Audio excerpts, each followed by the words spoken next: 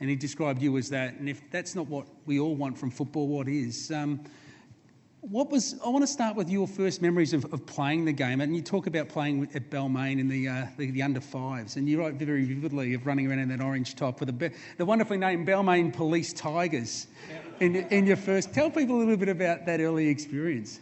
I think the early experience for me was, well, firstly, my mum's from Samoa, so it's a rugby family. My dad's from England, born in Dagenham. Massive football supporter, West Ham supporter, which isn't good for the Millwall faithful. And we kicked the ball around the house. I was only like 4 or 5 years old, and my older brother played in a team, and they thought they'd put me in the same team. So we're in an orange and black kit, and they put me on the pitch. Funniest thing, I didn't want to be there. I didn't kick the ball, didn't touch the ball. Players are running about and all that sort of stuff, and basically, the first time I ever played, I cried. And everyone was saying, like, just kept pushing me back out there. And until I was strong enough to even be able to mix it with the boys that are a little bit older than me, it started to become fun. But it wasn't the first game that I had a ball in my hand. It was a rugby ball, and then obviously the soccer ball was what my body allowed me to do with my cousins and, the size of all of them. But I think the love of the game started very early, but through my parents, and it just seemed to develop. At Balmain Tigers at the start, I tell everyone when I very first started, I was a kid that cried and didn't want to be out there. And you also had to play up in age, didn't you? Like you played with Stephen, your brother, and your brother Chris, and you always were the younger kid amongst the bigger kids. Did that teach you resilience really early on, because you were the little bloke playing against the bigger guys, and you just had to get out there and tough it out? Yeah, because as you read through the book, the lesson of the book is I've got 2 brothers and a sister. So you think of parents going to work, working hard, renting. You needed 3 pairs of boots. You needed, all the stuff that goes with football. You need to go to 3 different training pitches. And the reasoning behind me playing up in age is because basically it's impossible for your parents to take you to 2 different training sessions, 2 different parks, and all this sort of stuff. And that's why I always played up in age, and through my whole career, it's helped me. It's really stood me in good stead to where I am today, and you're always fighting just to touch the ball. You're always fighting just to even the older boys to talk to you or to get any sort of recognition. And, that's one of the biggest things, even when I teach kids in academies or teach my own kids, is, appreciating what you've got, appreciating how hard your parents worked, petrol after training, if you're going to stop off at McDonald's on the way. It was a big deal, when I was growing up as a kid. We're talking, 25 years ago, a big deal to stop off at, a takeaway shop to get a takeaway after indoor soccer. And I think now we wouldn't even think about it. You just put it on a credit card, or you just happens. It's what is expected in this day and age. And that's a lot of the morals in the story goes back to, people say you played up in age, so you had to. If I had to play up in age, or I had no choice, I was never going to, be able to play in a team. The values that you talk about very much come from that early family experience, don't they? You write very vividly about your mum and dad making sacrifices and being completely devoted to getting the very best in life for their children, which is what we all want from our parents, but you had that very rich experience in your house. Yeah, I had the rich experience because I had opportunities, to start about even talking about making a book called Legacy. 10 years ago, I'd offered a big book deal while I was playing in the Premier League, and I basically said, I haven't really lived my life, haven't done anything. Then I had the phone call. I remember speaking to Robert Thompson, after the CEO of News Corp in Wall Street Journal, and we were speaking to each other about his journey, how he become who he is and how he got there through the hard work and the hardships. And I spoke to a few other big mentors like Alan Jones and a few other people who were in big positions. And I said, I'm not writing a book to sell books. I'm writing this book because this is my Bible and I'm going to have for the rest of my life. And no one's going to tell me how to write it. No one's going to put any stipulations on what I've got to write about. I was the one that went out with Richard Abate, the book agent, and when you were ready, in New York, and found Douglas Century. Now we're talking about this eccentric writer who wrote about a rapper, who wrote about a boxer, who really got involved. He doesn't know much about soccer, even though he pretends he does. Have you told him that? And we spent,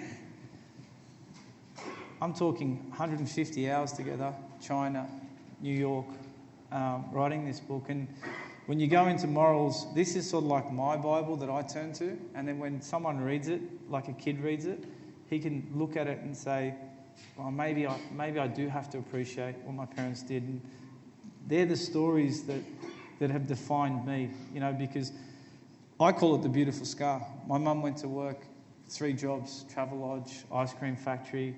My dad got an injury at work. We rented, so we had to move every 6 months. So you think about all around Sydney, I could tell you every single suburb because I live there. Yeah. So when your mum leaves at 6 in the morning and you just barely wake up to run and see her, and then you get home to go to training and she's just barely getting in and dad's cooking dinner, that still now is what drives me to today. Why should I stop working? Because I'm comfortable. And that's the morals of the story of the book, of why I've written it and why, it has such a strong connection with myself. And I think people who read it, that's the thing that comes through very strongly. It's not just about football, it's about everything else besides. But you did fall in love with football very early. You talked about that great AC Milan team of the late 80s as being the team that you loved. How did you discover that? It was your dad, wasn't it, who would keep you up watching games late at night, and then through family friends you'd sort of like find a way to watch these great European games, long before the internet, long before paid television? Way before. And if anyone here knows football, SBS, and at the end of SBS they showed the goals, and they'll play music and they'll play clips. I was so hooked on that I taped it, and I had a collection on VHS, and there's a few people smiling. You remember Roberto Baggio, you remember, all this sort of stuff. And AC Milan was my team. Yeah. We're talking Savicevic, Boban, Baresi, Van Basten, Ruud Gullit, Rijkaard, Maldini. The list goes on. But this was a generation of football that was on a different planet. And that's what I lived and died by, because people used to go to school in their high school folders and they used to have, girls and cars. Mate, mine was covered in the AC Milan team. A lot of Italian players, because for some reason when I was growing up, you watch the Serie A, they were just goals, 30 yards, bombs. The Premier League was big, and there was a lot of quickness, and it was like sharp, and there was like a lot of goals, all 6-yard, David Platt and Gary Lineker. But I was hooked on Italian football, but SBS was the big driver of that back then. And I used to wake up and see flickers in the hallway of my dad and listen, and I know there was a game on. I had school the next day, and I'll just creep down the hallway, and in the end, he'll let me sit with him. And to develop your passion for the game. You do talk about, and what I love about the book also is that you have vivid memories of the really important moments, not just the big moments that we all saw, and like last Saturday night, it was brilliant as it was, but you talk about with Marrickville, your first headed goal, like you can remember that in slow motion. What do you remember about that? So you become synonymous with being probably the best at it of your generation. But what do you remember about that one in particular? I remember that Mackey Park. There's a clubhouse here. There's a main pitch here. We played on this pitch, and I scored in this goal from across from the right, a bit like I've scored many headers. Yeah. And I can still see it today. And everything that Johnny Doyle taught me as a private coach when it was coming over, the run, freeing my body, jumping, saying good morning to the ball, making sure that my eyes were open, and hitting the target. First thing is to hit the target. When you're a kid, you just hit the target and you pray that it goes in. I'll never forget it, because I can replay those goals. Sunderland, 91st minute, coming 10th. We're coming like low in the league. First time I've ever done a goal celebration. There's so many, deja vus in my career that same thing's happened so many times. The advice I love in this, and this is probably good advice for life, is that when it comes to hitting a ball, keep your eyes open and your mouth shut. If people did that more generally in their lives, they'd probably learn a hell of a lot. Yeah, or lose their tongue. The tongue is one, isn't it? Yeah. No, I think, when you're good at something, like I was lucky enough that as a kid, I wasn't scared to head the ball. And maybe that was because I've got a lot of Samoan cousins and brothers, and a lot of things used to hit our heads. I'm not being funny, but I've been put through a few doors when we're playing soccer in the lounge room, or in the back garden, through fence palings. Because back then you had the wooden fence palings, and one by one a pail will go here, then it'll go there, then you jump the fence and you'll just lean it on the fence so Mum and Dad wouldn't see until someone else hit it and it fell over. And but I wasn't scared. Still now I head the ball the way someone kicks it.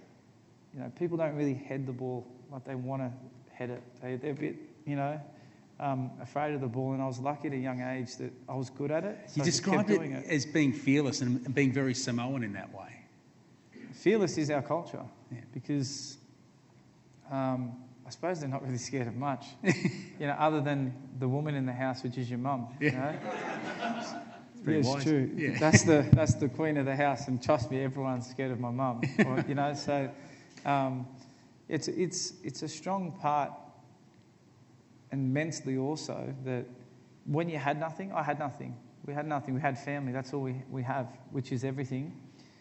It's very hard to lose anything, even if it's materialistic, or if it's a goal the other night, or it's someone writing about you that you played bad. They still can't take away my family, because when you're good, they're there, and when you're bad, they're still there. Yeah. And you do write very affectionately about those early days as well, with your mate Anthony Panzarino, playing with him and enjoying the similar family experience in his household and street games and whatnot. That free play time that you had as a kid, which is probably not as available to kids these days, playing on the street, knocking the fence palings out. How much did that inform the way you played football, even in your professional time? Having those knockabout games that you learn how to look after yourself in different situations. Yeah, the generations now have changed. Like, even though the style of the way I play and the way that I think is so old school. When I first started playing football for Millwall, I had to clean boots. I had to clean Kim Grant's boots and a few other players. And, when you give them their boots and they put them on, you were excited that they were happy, that they were clean. And, you just wanted a reaction of, that you did a good job. This day and age now, there's so much technology, so many different things. There's cinemas, there's bowling alleys. We had no choice but to go outside and play. Whether it was with a rugby ball, soccer ball, cricket. My favourite game growing up in school was kangaroo cricket. Funny enough, because that's what all the boys used to play in the nets, and we used to hang out and used to change the game, play basketball. But the generations are changing now that there's so much more options to do, and you lose the real authenticity about just getting out and playing because you love it, or playing because you're going to win the World Cup in the back garden. Because I've won so many World Cups in the back garden, growing up, and that's the it still feels the same way that I was playing in the garden with my brothers and my cousins. Tell me about, because it's important to know about the people who help you along the way, and you do write about a coach by the name of Johnny Doyle, who you mentioned earlier, who taught you about the virtue of trying to round your game out and be a better all-round footballer, and demanded a lot of you. He got you at the right time because your mindset was ready for it, wasn't it? But tell people about what Johnny asked you to do and the sort of things he did with his magic door and whatnot. Yeah, Johnny Doyle was hugely influential for me. He took players like David James and people know a lot of Sydney-based players, obviously we're in Melbourne, and just have one-on-one sessions, improving your technique. And a lot of us were rejects. Basically, some clubs, they didn't want us. Because they considered you too small, didn't they? Too small, not strong enough, not fast enough. Sydney Olympics said thanks, but no thanks. Yeah, and I was banging in goals for fun. I was still scoring. I might have been smaller. But a lot of us were exceptional players, exceptional. And we knew it, but we just needed a chance. And he always seen something in us that he got an extra dynamic. And his thing was repetition. And we played it at St George Park, and there was a brick wall, a green door, and that was the door. You hit the door, you win a golden bicycle. We still talk to this day, me and DJ, a few of the boys say I've got 400 golden bicycles, how many you got? And a bit like the goal the other night. Yeah. Is that a golden bicycle? There you go. One in Netherlands, we still... I'm going to use that in my commentary next time you do that. And it was just, I suppose we were just learning, and he really put time and effort into us, and he got me ready to go to overseas. He got me to a level where it was touch, left foot, right foot, left foot, right foot. And he made my left foot just as strong as my right, even though I didn't think, that my left foot was that good, and even my heading ability and stuff like that. And in the end, he had so much belief and so much drive in someone like myself. Still, I knew that I wanted to be a footballer, but I just needed the opportunity. I didn't know, whether I was really going to get that opportunity in the end. Well, your dad made sure you did, and you write in the book about the day that he came and told you.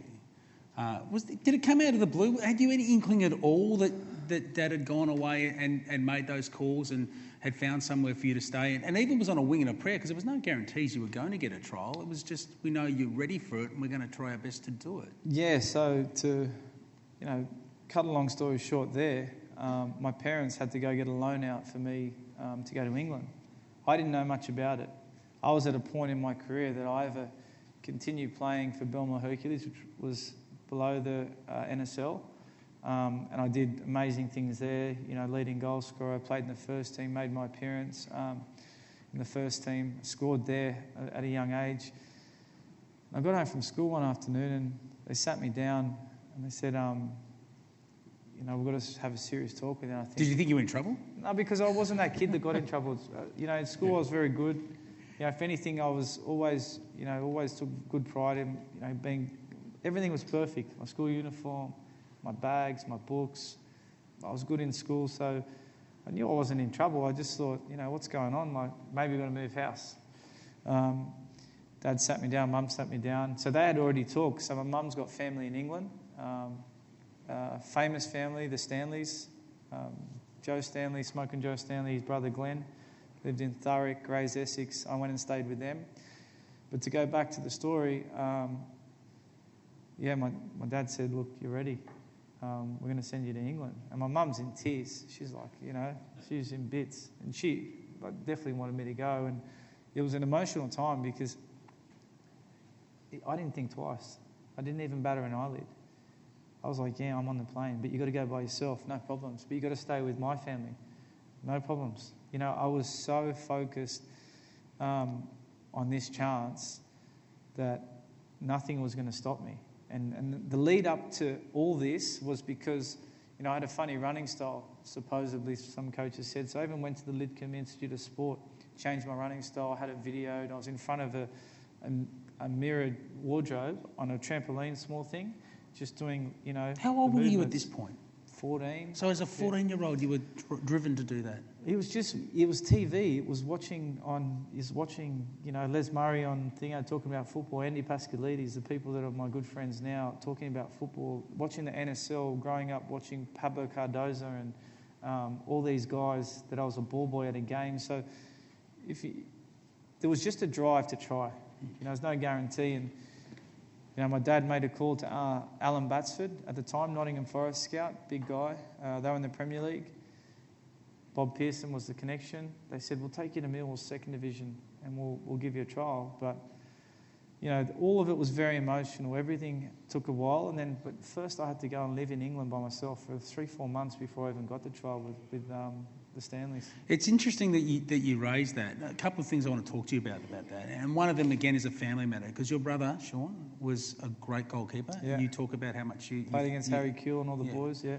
And you felt that maybe he was the one that deserved a trial, but being the big brother that he was, he recognised in you that you were the one. And that must have been some sort of moment when he, in a way, gave you his imprimatur, his acknowledgement that it was you that was going to go. Because only one of you could go. There was only one of us. And the thing was, at the time, he left school early. He worked as a mechanic to earn enough money to help out with the family. So he was contributing to the house at a young age.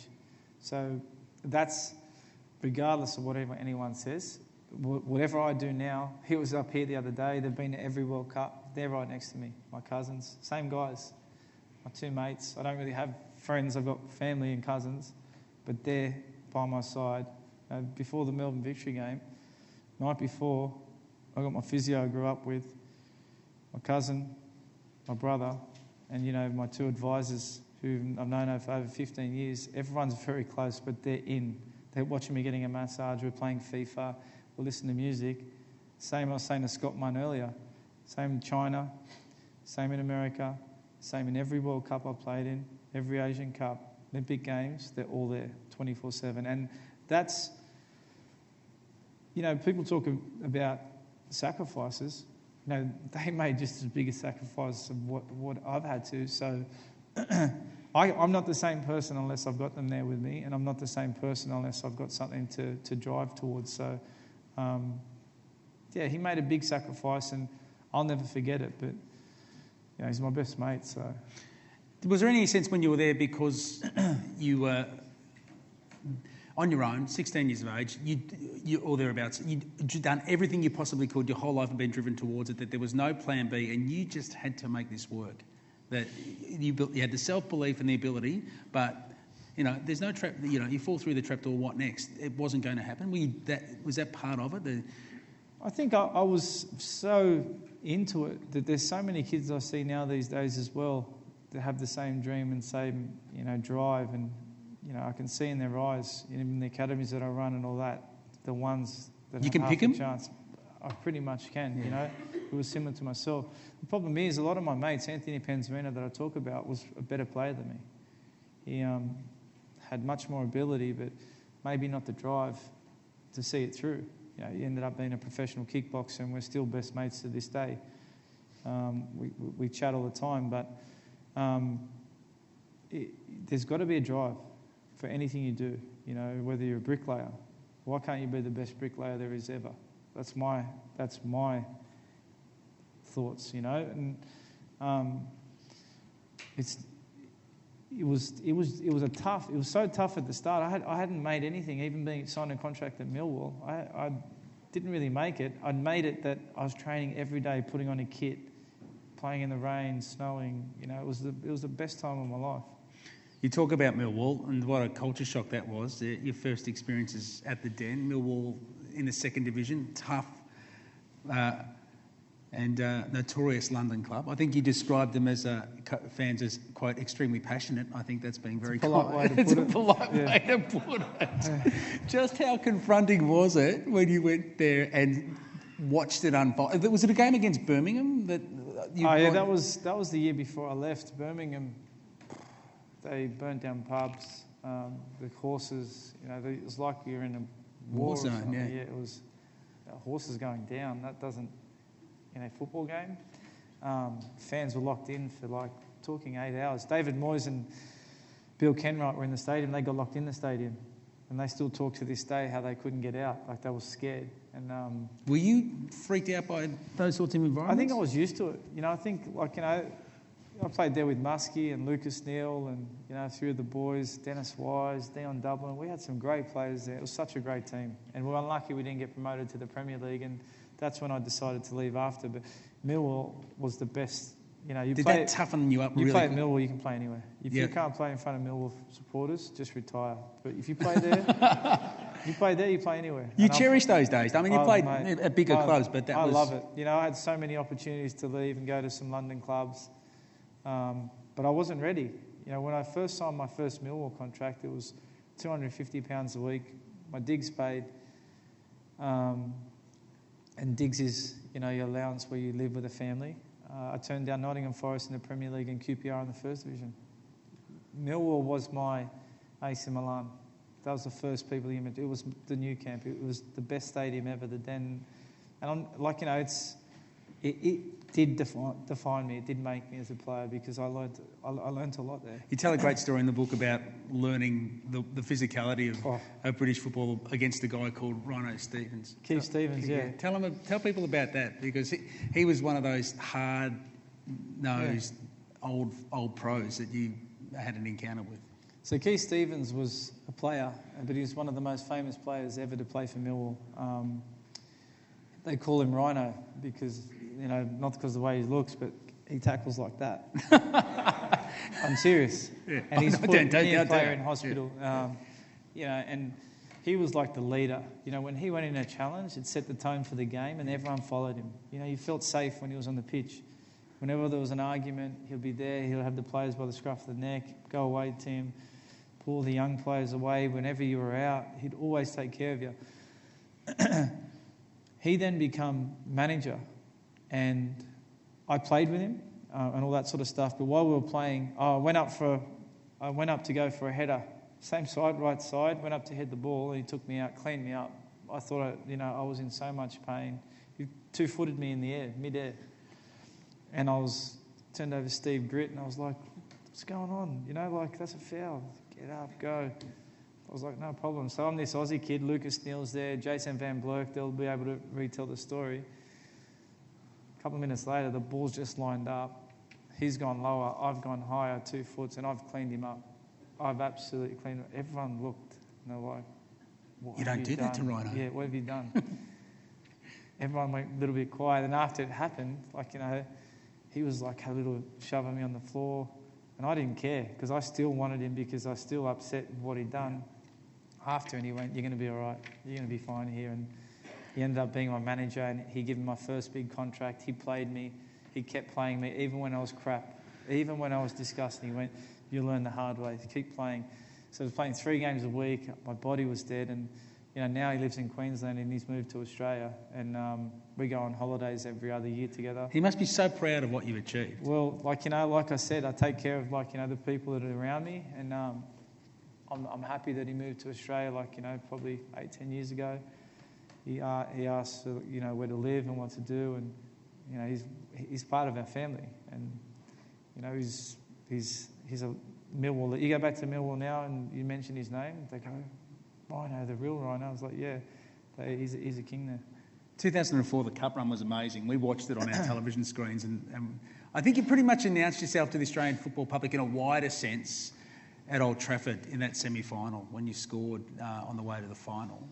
But the beautiful thing about that was that your mum and dad were there. Yeah, mum and dad, brother, family, everyone was there. What are your vivid memories of that day? It was a young Australian kid playing at Old Trafford. And you used to have the Manchester United kit. That was your thing. Manchester United kit. I had every kit there was you could think of. The green and yellow one where you tied up here. Yeah. The red one. Everyone knows because you know, they're so expensive as a kid to buy. You know, it seems like yesterday. It was my pride and joy. And just playing at Old Trafford, an Australian kid, he was never going to make it. It didn't matter whether we won or lost. But I call them career-defining moments. And moments is just stuff that just happened. You know, I happened to score the winner with my family there to take us to our first, a final, FA Cup final, first division team, Millwall.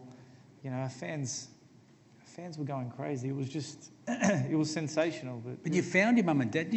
Found my brother and my dad. Yeah. And I hugged them. I got this photo of me hugging my brother. Yeah, it's in the book. And it's just, you know, just moments like that. You know, I'd made it. I could have retired. You know, I could have retired after the other night after I scored against Victory. There's just moments. You finish. You've done your career. It's like, I always say that to my mum, and she goes, "Please, son, don't retire." You know? But you know, it was special because that was that kid that shouldn't be there. You know, and you've broken another barrier that needs to be broken. And your dad had been not tough on you, but he's pretty honest with you. He used to talk about how, you know, if you'd scored 5 goals, he'd say, well, you conceded 3. And I was more my mum with a flip-flop in the back. Yeah, back of the head in the car. Yeah. But you got to hug your dad that day, and he said to you, great goal. That must have been fantastic when he was able to tell you at Old Trafford that, I really like that one. Because my dad's not affectionate. No. Yeah, he's not affectionate. Not his style. No, it's not his style, but that, like now as we get older, that's our style because as kids you make it your style because parents are only getting older and, you know, life's becoming shorter, so you try and bring that out of them. You know, they want to be that hard English guy, football, and all that sort of stuff, but it slowly fizzles out when you start realising what's important, and that was a moment that, you know, even you look back to when him and my mum got me the loan, it's like you just look at all their moments together. And when I wrote the book, like I said to my parents, I said, listen, this is going to be ours. Regardless whether nobody buys it, it doesn't matter. You know, you when you write a story, you've got to put it all out there, and you've got to make sure that, you know, there's something behind it that people can, you know, grasp and have a hold of, which, you know, was really, really important, which is why it took so long to write it. Yeah. David Moyes and you have a very special relationship. He writes the foreword in the book, and he speaks of you with great affection. And you talk about He was the hardest ever on me. He was the hardest. Was he? Yeah. In what way? Just, it was worse than my old man. He was he couldn't, like, he would never really give me the compliment. He'd give me the stuff that I need to become better. Because he always says, Tim became the best he could be. You know, he made the best of the situation. He made the best. And he was more a father figure that got me from Millwall and believed in me. You know, I turned down offers to go to bigger clubs to be with him and Bill Kenwright. A bit tough on you, but the affinity you have with Everton fans and playing at Everton, was it instant when you got to Goodison Park? Did you feel I had to it? learn it. I had to learn it. Same way I had to learn about Millwall. Same way I had to learn when I went to the MLS. I had to learn about China. I have to now learn about Melbourne. Is you have to learn if you really love it. Some you do. Everton and Millwall, it's on my skin. It's on my skin. It's part of my life, you know. It's part of my family tattoo, my heritage, because it gives me my life, it gives me my drive to provide for my family. So David Moyes is the biggest part of that, you know. He came and visited me in China 3 times. He was with me. He helped me make some of the biggest decision moves as a footballer. He helped me in the hardest times off the park. And he still to this day takes care of me, you know. So he's more than a coach to me. And that Everton team that you played in, you played with some great players. Who were the players you remember that you enjoyed the company of most when you were playing? Cahill, for instance? Yeah, Cahill was like a brother to me. You know, we did everything together. You know, David Moyes was one of the best managers at finding players and making them the best they could be. You look at Phil Jagielka now playing for England. Yeah. You look at Stephen Pienaar, you know, he sold to Tottenham, then got him back. Look at Leighton Baines, Tim Howard, Fellaini, you know, Lewis Saha, players that he brought in and what he did for the group. And he was really part of he just made us a big group. He made us he always said, play for the fans, play because you love it, you know, belong to something. Don't be something that's a traveller, don't be a nomad. And and he's right, because a lot of those players stay for, you know, in that topsy-turvy world of the Premier League where players come and go at clubs like that looking for ambition to move on, a lot of those blokes stayed for a very long time. It's because of him. Yeah. It's because of him, because of the fans, because you had something to belong to, and he made you feel, you know, you're mine, you're my players, we're going to go and do these things together, we're going to go on a run. Because when he brought in Mikel Arteta, he was at Real Sociedad struggling to play. He was at Rangers before then. You know, he played with a lot of big players, and he ended up leaving and being the captain of Arsenal. You know, so that was probably one of the hardest decisions that I made, leaving Everton, leaving David Moyes, Mikel, Phil Neville, you know, really close friends. But they understood, and David understood what you were doing, didn't he? He understood, yeah. He understood. Basically, you know, I'd had enough because my body couldn't deal with international and domestic football in the Premier League. You know, I'd played way too much football, and I could have finished my career and stopped when I was 35 at Everton and had a great contract because they would have given me another one. But I needed to travel. I needed a fresh start. I needed to go. And it was the right decision at the time. How hard was it to watch what happened to David at Old Trafford when he went to be the manager of Manchester United? Mate, you know what? It wasn't that hard. I was buzzing for him. You know, when his farewell game, I flew in especially for that from New York, and you know, it was weird because he had the nice tunnel and I come out after him and welcomed, and we had a hug. Then we went to dinner with the players and we caught up afterwards. Like, you know, I'd said to him what I thought about going after Alex Ferguson. But at the end of the day, he signed like a 5-6 year deal. It's hard to say no to, wasn't it? To the biggest club in the world, one of the biggest clubs in the world. That's his shot at the title. Yeah. He can't do anything, you know, 10 months in a club. Look what like Van Gaal did after. He doesn't need to worry. You know, as long as everyone can see from the outside what had happened. You can't feel sorry for someone that got a 5-year contract, coaching the best team in the world. And I just said to him, just enjoy it. Same things that he says to me. You know, would he have done some things differently? Maybe, but he was joining a team that was disjointed and older players going out and stuff like that. But we still talk about it to this day, and you know, it's part of football. The Merseyside derbies, you're up there on the record books as having scored almost more goals than anyone else in those for the number of games you've played. And it follows the pattern of what you've always done in your career, is that is the bigger the moment, the better you play. But they're very special games. The derbies, the best thing you can ever do. It's up there with playing a World Cup game. Playing at Anfield, even listening to them play their song. And you've got the Kop, you've got where the Everton supporters sit on this left-hand side where I celebrated twice. Yeah. I'm sure, yes, I celebrated twice on this side, once on the other side. 3 goals I scored there. And you look at the crowd, and I say it all the time, you either go in yourself and you get scared, or you come out and you just embrace it.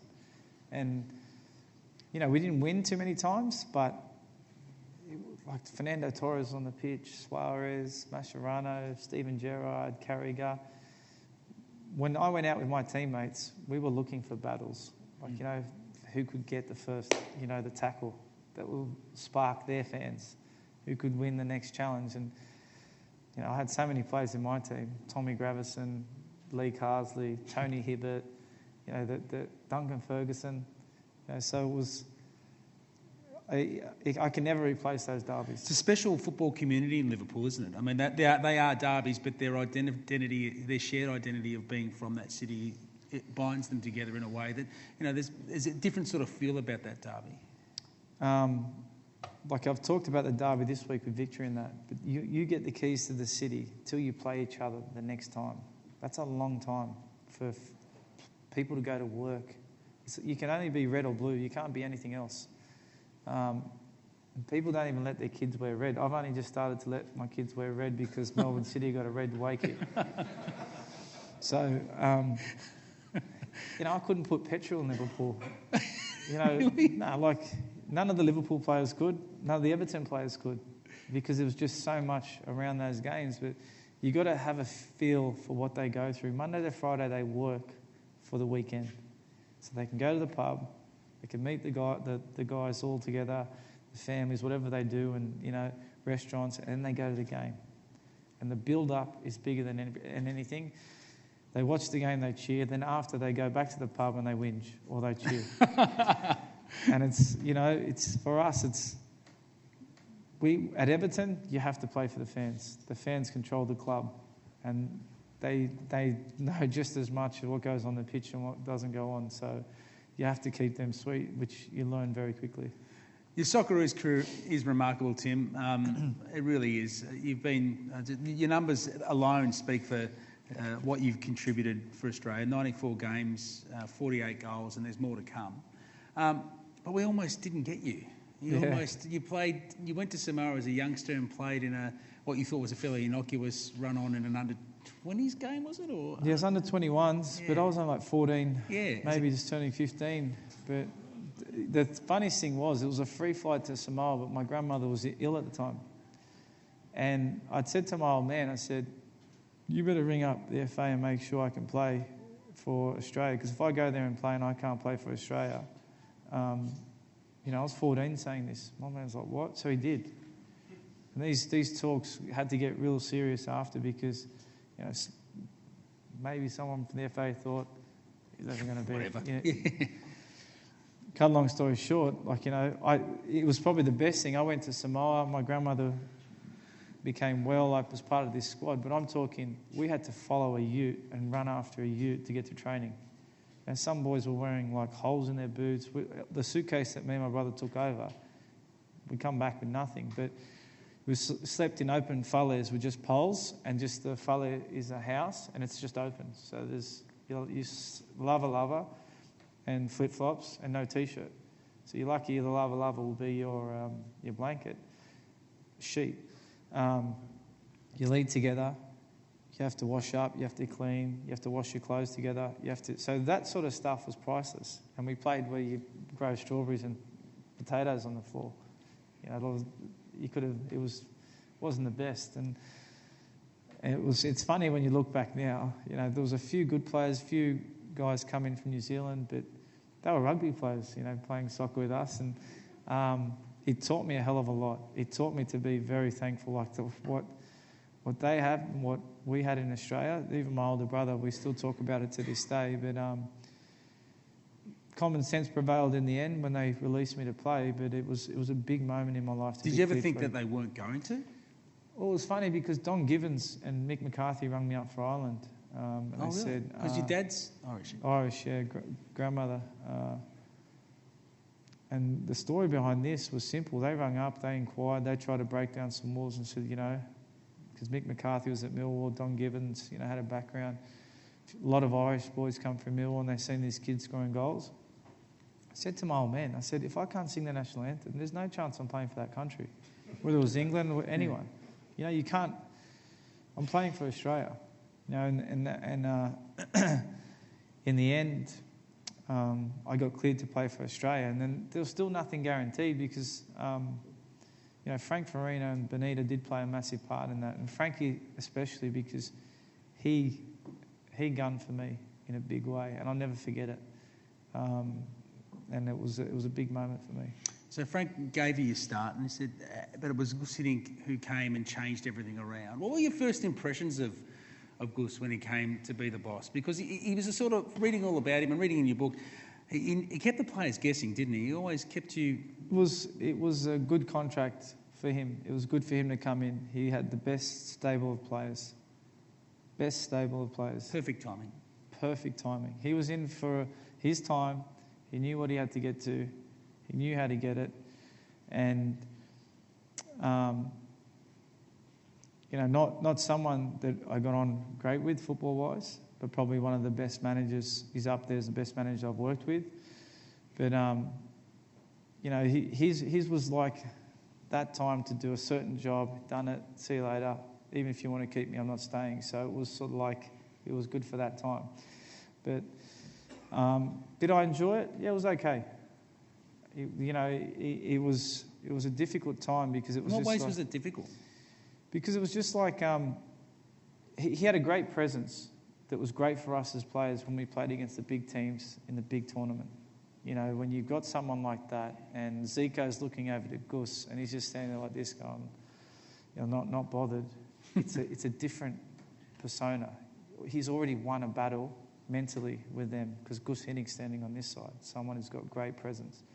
We're a group of players. We were some of the best players naturally, the ability, Italy, Holland, Germany, playing all over the world in the best leagues. Different combinations, some of us not fit to play with each other at that time. Playing a style like, I don't know, if we played the style now of, keeping more of the ball and maybe like an Ange did back then, it might have been different for us, more belief, more whatever, because those players that I played with, we're talking about Viduka, Harry, Brett Emerton, Bresciano, Grella, Popovic, Muzzy.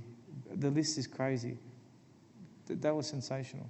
And, it was a difficult time as players because it seemed like Gus had to always win a battle with the player, whether it was Harry, whether it was Dukes, whether it was me, whether it was Bresh, whatever. It would have been nice just to have a nice...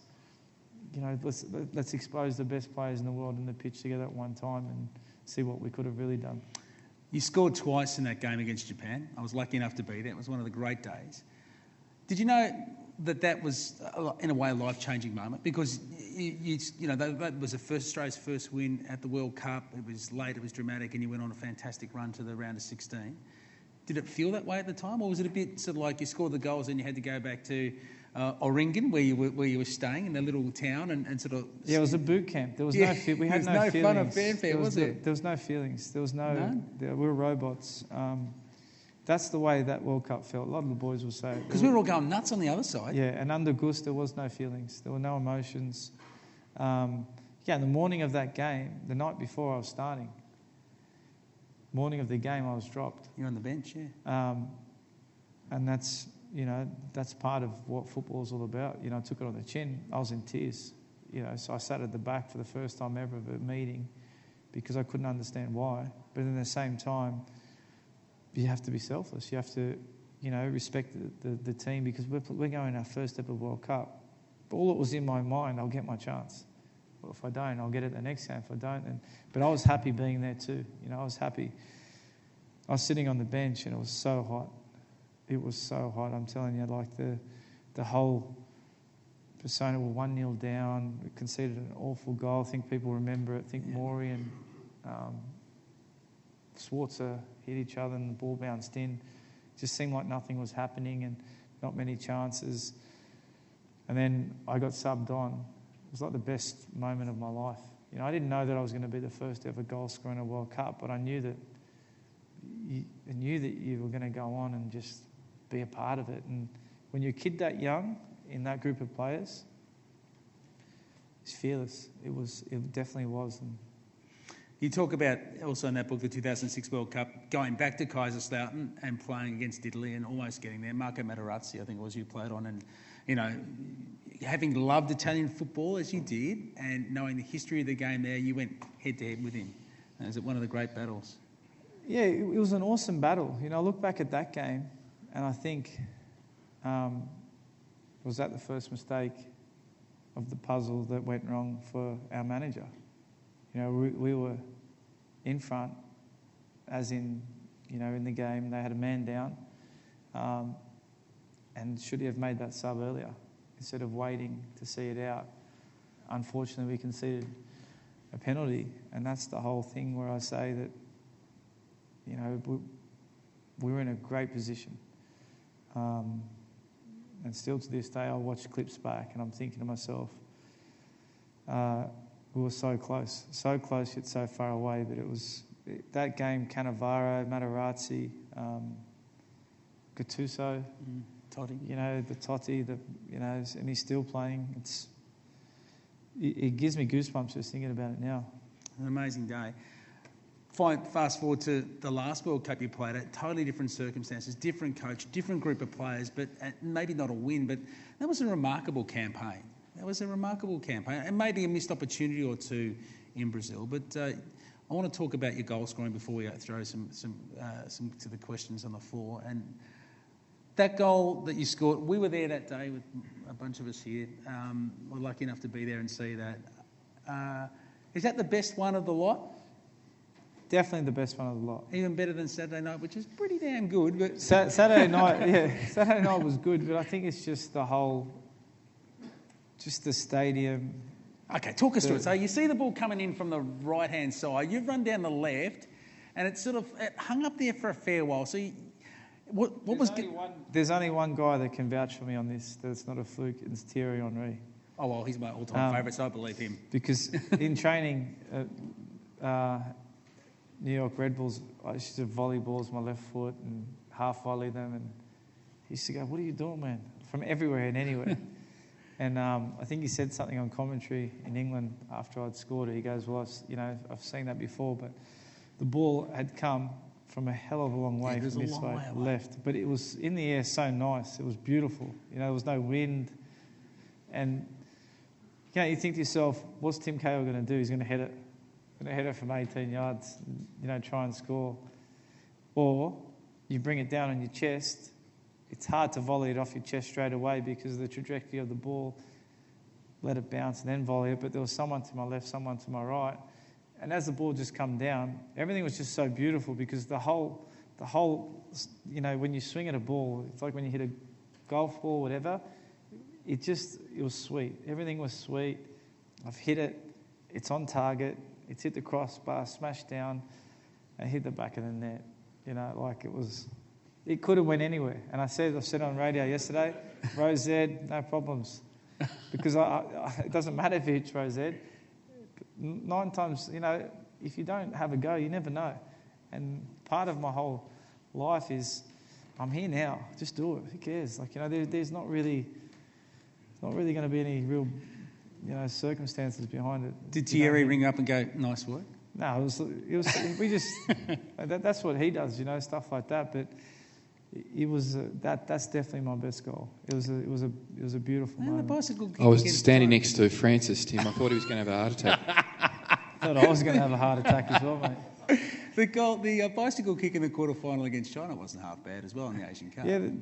Yeah, that was good. Yeah, that was a good goal. Have you scored many like that over your career? Scissor kick against Chelsea was just as good. There you go. Yeah. That one. Yeah, that was good because it was 1-1 late in the game. I think it was celebrating the left-hand side, Stamford Bridge. Yeah, big goal after getting back from an international game a couple of days earlier. And Saturday night, Tell us about that, because you obviously saw that Carl Valeri was dwelling on the ball a little bit. Carl Valeri was all over me the first few. I couldn't move. Yeah. I said to him, go mark someone else. Yeah. You know? I asked him. He was, we watched the video today. Carly was everywhere that I was. He was like all over me. But we actually watched the video quickly before we went out in our prep. And Valcarnas and Ben Skip said, look, he likes coming off his line. Bruno, Tim, you get a chance. Anyone in midfield, have a go. It's easy to say, but to do it's one thing. And he got caught out against Juventus early in pre-season. And that ball, he kicked it out, headed back in. Jakobsen back here. It was, I think, the defender and Bruno. Yeah. Could have popped this way. And I've just slipped in front of Carly. And as the ball's dropped, I then drove hard and hit it on the up instead of the down, and hit through it. And so, did you know it was going in as soon as you did it? Nah, because not at the time. Because as you see, as it's just gone in, I've just jumped in midair to myself to go, just get up like that, and it just come down. And then I'm like, boom, I run, and I was like, for some reason, I pointed up there, and that's actually where my family was sitting, and it was just luck, but. It's like you dream about them moments before you play, but you don't. When it actually happens, you're like, could have hit Rosette. Didn't again. Doesn't matter, So it was the intent in the game was great the other night. Yeah. It was just we talk about the goal so much, but you talk about the way these players played, our intent. Because they told us that we were going to fear going there. 8 new players playing together. You would have thought we'd been together for a long time. Yeah, it was a great performance. Just quickly before we throw it up, playing in the A-League and being at Melbourne City, tell us about your experience, landing at City and what it's been like with the team and finding yourself in Australia playing football at this level. I've been, speaking with City now for like nearly 2 years. Brian Marwood is a close friend. Now, not speaking to go to City, just he was part of that group. And when I was at New York Red Bulls and things like that, but I'd met Scott and Simon Pearce months and months ago. It was casual dinner, chilling out, scope of football in Australia, the plan, a real clear thought of what they had. And the City Football Group brought me home. Melbourne City, nothing else. It's clear that, we did our homework months ago. We knew where we want to be in 2 years. We know what we want to try and do in Melbourne. We know that we want to keep players here for a long time. We want to really try and do great things. The big boss, Khaldoon, in Abu Dhabi, wants to bring good to the game. He's investing a lot of money into the club and to bring in great players. And you've seen the other night, it looks good. So I'm so happy being back because... is it the best decision for someone like me at 36 years old, taking all this pressure and doing what I'm doing? Maybe not, but I said it, in a press conference, said it the other day. My family said it to me. You're not the same person if you've got nothing to fight for and if you don't have a challenge. And my responsibility at this club is the players, the fans. I feel like they're my players, like I was at Everton and Millwall. I'm responsible for them and you helped them out off the park just as much. But I could have stayed in China for 3 years, played at 60%, showed up for the Socceroos 150%. Because every time I showed up for the Socceroos when I was playing in China, I was ready to rock and roll because that's what keeps me playing.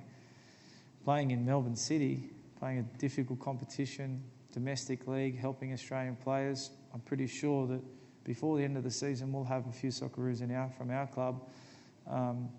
There's a bigger picture to what we're doing, and afterwards in year 3 of my contract, working with the City Football Group and having this big powerhouse in our country, spreading their knowledge, their coaching, their funds to Australian public, it can only be a good thing. And I want to be the driver of that. And maybe now it might not seem that everyone can see the picture, but slowly, it'll slowly work its way out because. If you're doing the right for the game, the cream always rises to the top, in my opinion. And it certainly has in your case, Tim, because your career has been extraordinary. I know we've held you for a bit longer, but the conversation's been so good. Time for half a dozen or so questions from the floor before we let Tim get on, because he does have to get ready for Friday night's game against Perth Glory at Amy Park, which should be a belter, given both teams are in pretty good form. So just introduce yourself and ask away. My name's Scott.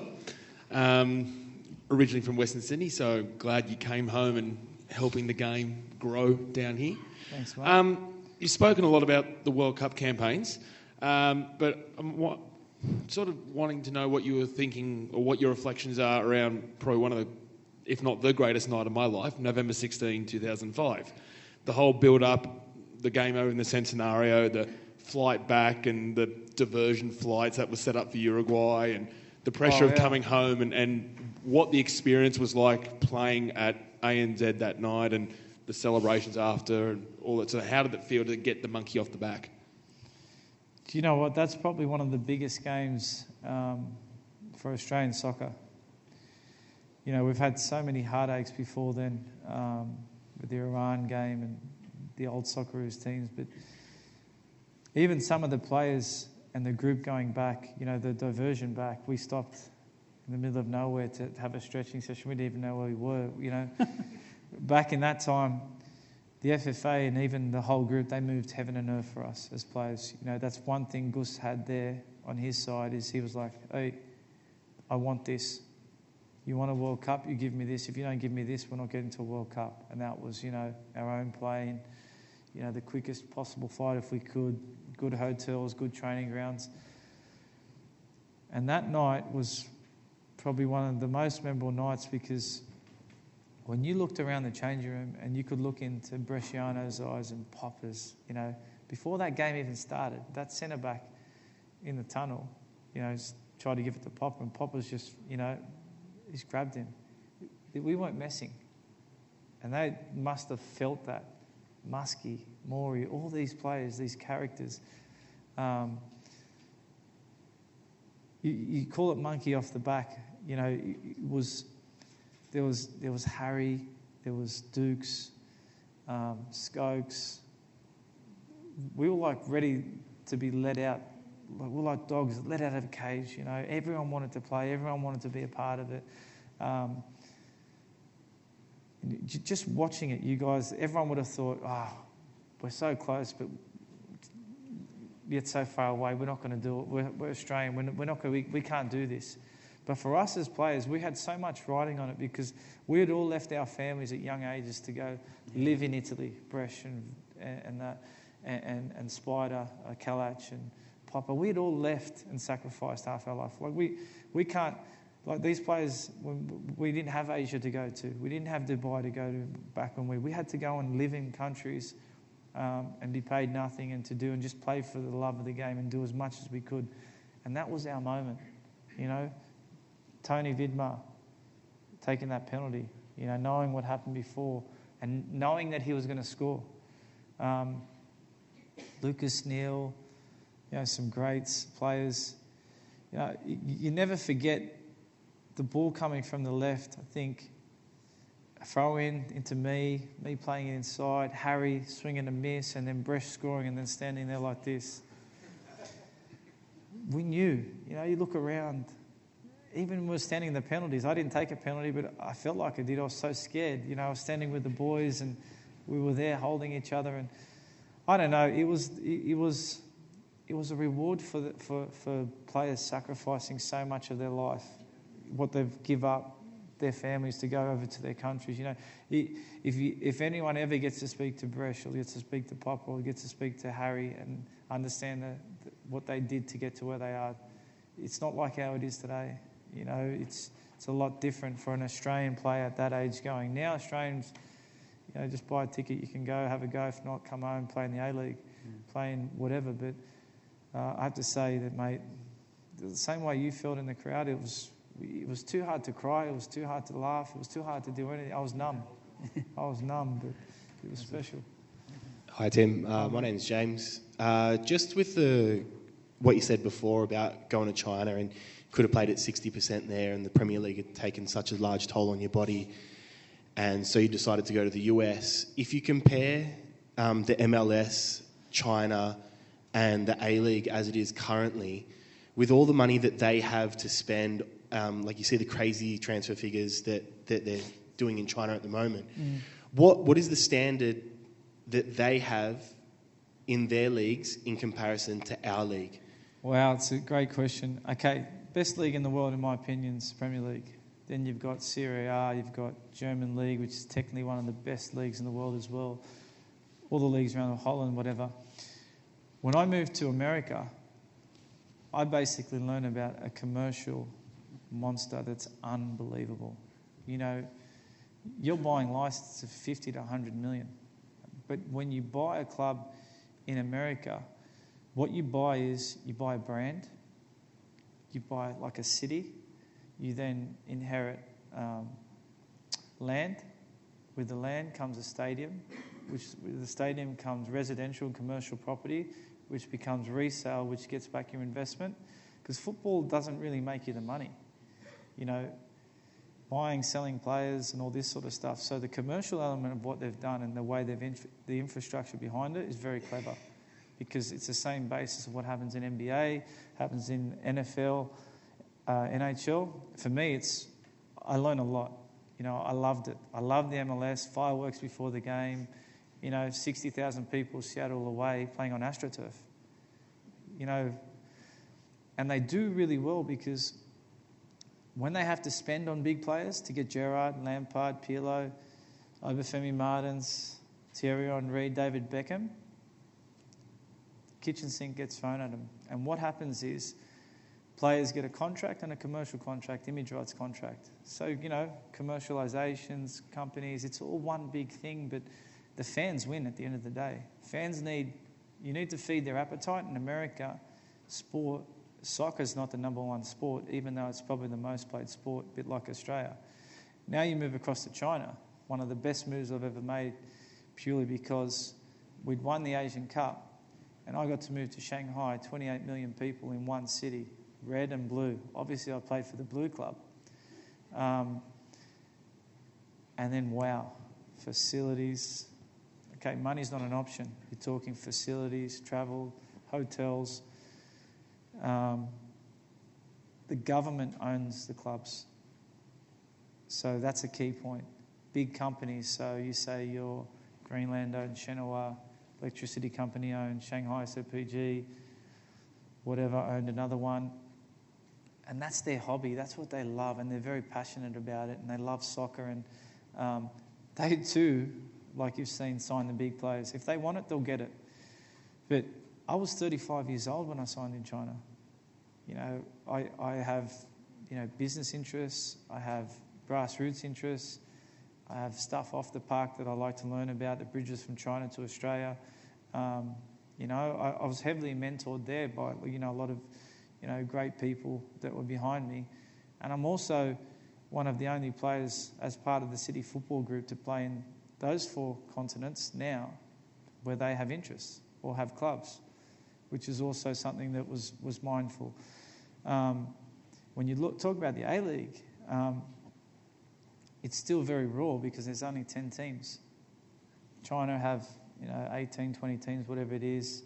They have good funding. Just because you've got money doesn't mean you're the best. But then you've got the MLS, who have great funding, great backing, and an Eastern and a Western Conference, which is pretty awesome as well, a playoff system like NBA. You know, in the A-League, I play against 9 teams, we play against each other 3 times. You know, sometimes it could be repetitive for the supporter, whatever. So there is that question of expansion, there is that question of commercialisation, clubs owning image rights, then being able to have more sponsors, bring on more crowds, owning stadiums. You know, I think I read the other day AFL buying Etihad, they have, yeah. 200 million. I think that's genius. You know, because at the end of the day, all these clubs now forever are going to rent. You've got to pay costs. So it's just, you know, in 10 years or 20 years, they'll get that back because they're renting to Melbourne City, Melbourne Victory, Melbourne Storm, whatever, big events, concerts.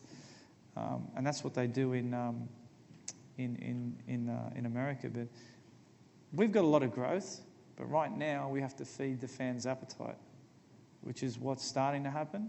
And all you can do is learn. You can learn from AFL, you can learn from NRL, and you can learn from other codes and other, leagues around the world.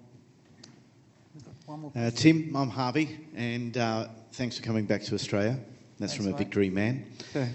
I was with Frank and with Edge at those 3 World Cups, and I want to add one goal to that. I want to add the goal against Chile as a big goal, because you guys probably didn't realise, but there was a lot of people in Australia not only said we weren't going to get a point, but we weren't going to score a goal at that World Cup. So that moment where we actually scored was something special, to be able to stick it up all those naysayers. Video footage of you, Harvey. Yes, I can show you that footage one day. It's very embarrassing.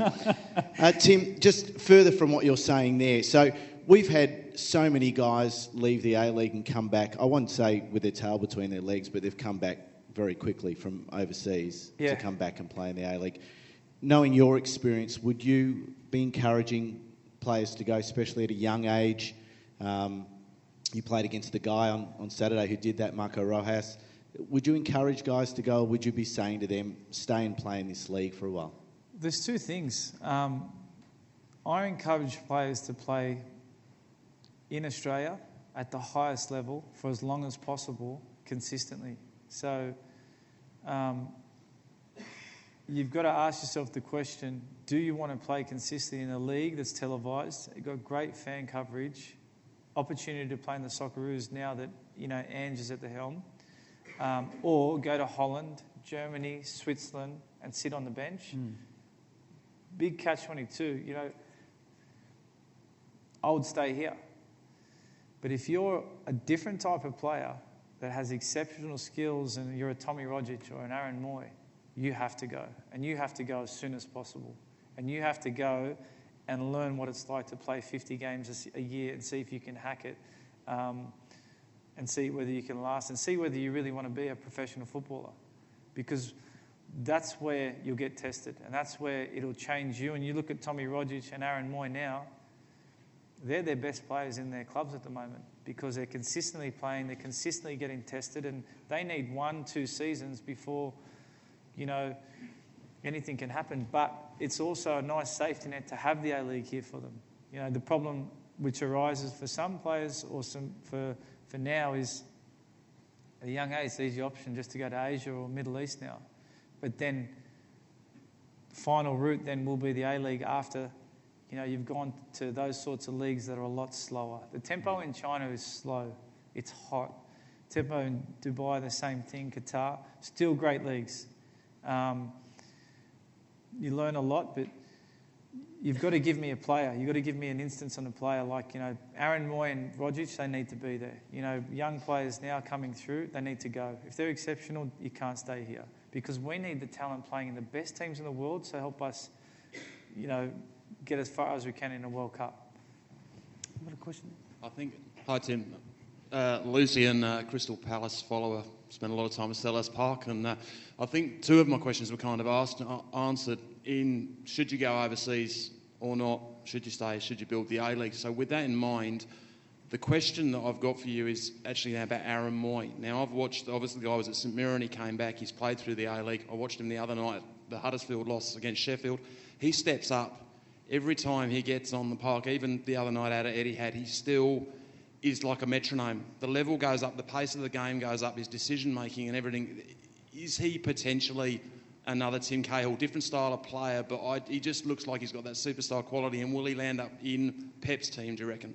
I think Aaron Moy is one of the most complete footballers as an Australian that we've seen in a long time.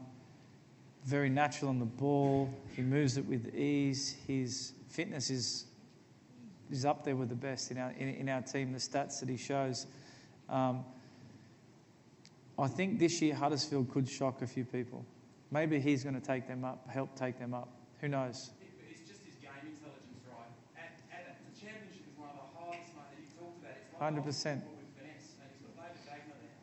But he just steps up, and his decision-making is brilliant. And that's only going to make him better playing in the championship because you've got to play 3 games a week consecutively. You've got to play over 40 games. You've got to play cup games. You've got to do all these sorts of things, plus travelling international. We had that chat, travel and body. He's spending half his time recovering, and that's the biggest thing. And when you talk about MLS, MLS won't let their American players go overseas just like that. They keep them. They protect them. They own them. They'll throw the kitchen sink. Landon Donovan, Michael Bradley, all these players, Clint Dempsey, they're the highest paid players in their leagues. Clint Dempsey, $6-7 million a year. Landon Donovan come on loan twice to Everton. He wouldn't stay. Why wouldn't he stay? Because his own country's keeping him there. Because he's their ambassador, and it's still now. They brought him back from the league. He just come out of retirement. There's so much to it that there's so many catch-22s here. When you look at other leagues and look what they do, they protect their own. I think we've got time for one more question, and then Tim needs to... Nathan needs to go to bed as well. Yeah. He's still there. He's still with you, Tim.